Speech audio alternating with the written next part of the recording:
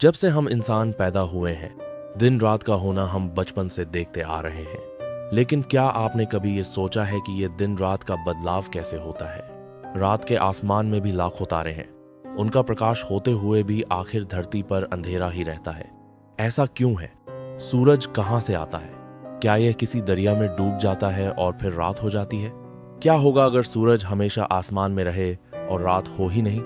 धरती की वो कौन सी जगह है जहां सूरज डूबता ही नहीं है, जहां आप 24 घंटे दिन में रह सकते हो? आखिर एक जगह यह सूरज डूबता है और एक जगह नहीं, ऐसा क्यों है? सर्दी, गर्मी और अलग अलग मौसम कैसे होते हैं, जानेंगे आज के इस वीडियो में। अगर वीडियो अच्छा लगे तो लाइक और सब्सक्राइब जरूर करें, जिससे हमें मोटिवेशन मिलता है।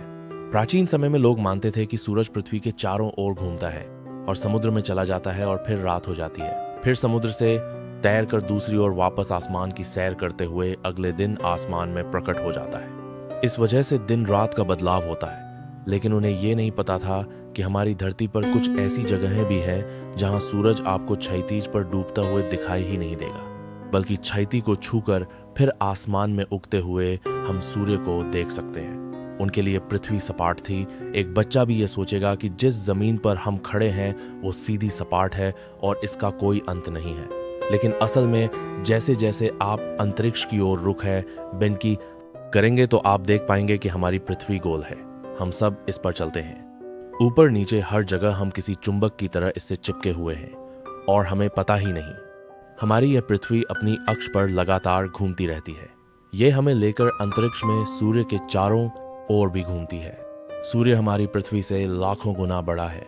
इस पर सूर्य का प्रकाश लगातार पड़ता है क्योंकि यह घूमती रहती है। इसलिए पृथ्वी का जो भाग सूर्य के सामने रहता है वो दिन होता है और जो भाग पीछे रहता है वहां रात होती है। पृथ्वी के घूमने से लगातार ये सूर्य के प्रकाश में आती रहती है, जबकि हमें लगता है कि सूर्य ही आसमान में घूम रहा है। अगर अंतरिक्ष में जाकर पृथ्वी को देखें तो हमें पृथ्वी पर दिन और रात एक साथ दिखाई देंगे। ये वैसा ही है जैसे रात के अंधेरे में किसी प्रोजेक्टर से आप पर प्रकाश डाला जाए और आप अपनी कुर्सी पर बैठे घूम रहे हो। जब आप घूमते हुए प्रोजेक्टर के सामने आते हैं तो आपके चेहरे पर रोशनी पड़ती है और पीठ पीछे अंधेरा रहता है। जैसे जैसे आप घूमेंगे वैसे वैसे रोशनी कभी आपकी पीठ पर तो कभी आपके चेहरे पर पड़ती है।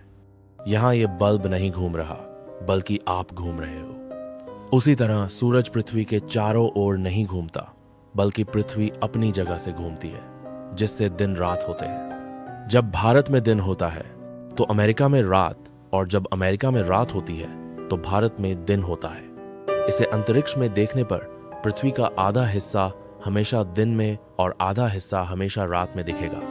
पृथ्वी को एक पूरा घूर्णन करने में 23 घंटे 56 मिनट और 4 सेकंड लगते हैं, जिसे हम लगभग 24 घंटे मान लेते हैं। अब अगर हम बात करें कि धरती पर अलग अलग मौसम कैसे आते हैं तो इसे जानना भी बहुत आसान है।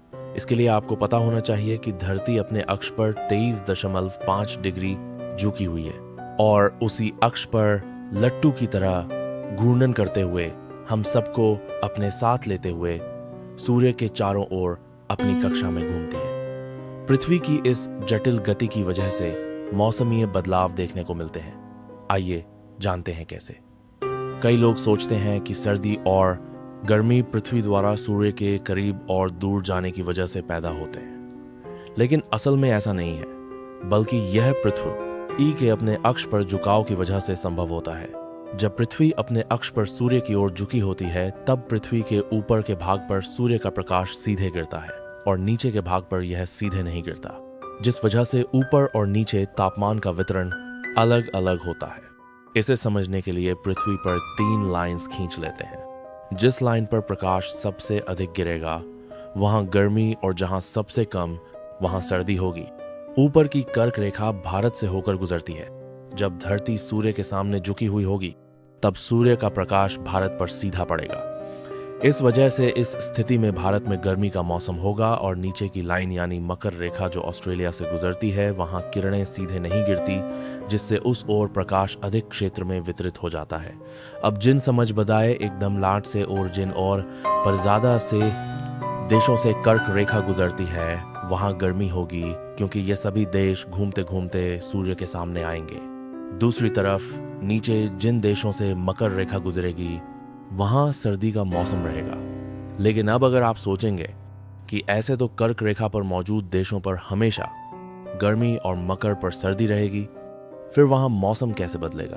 तो आपको याद दिला दें, हमने आपको बताया था कि पृथ्वी अपनी जटिल गति के चलते सूर्य के चारों ओर अपनी कक्षा में भी घूम रही है और एक घूर्णन पूरा होने में इसे 365 दिन 5 घंटे और 9 मिनट लगते हैं। ऐसे में जब पृथ्वी सूर्य की कक्षा में घूमते घूमते इसके एकदम विपरीत हिस्से में आ जाएगी, तब मकर रेखा सूर्य के सामने आ जाएगी और कर्क रेखा सूर्य से दूर हो जाएगी। अब पहले की ही तरह सब कुछ होगा, लेकिन इस बार कर्क रेखा जहां भारत है वहां सूर्य की किरणें सीधी नहीं गिरेगी और मकर रेखा पर स्थित ऑस्ट्रेलिया में सूर्य का प्रकोप सीधा होगा, जिस वजह से इस बार जो देश मकर रेखा पर है वहां गर्मी होगी और कर्क रेखा पर स्थित देशों में सर्दी होगी। वहीं जब नॉर्थ हेमिस्फेयर का सबसे अधिक झुकाव सूर्य के सामने होता है, यानी कर्क रेखा सूर्य के बिल्कुल सामने आ जाती है, तब इसे नॉर्दर्न हेमिस्फेयर का समर सोलेस्टिस कहा जाता है। धन्यवाद।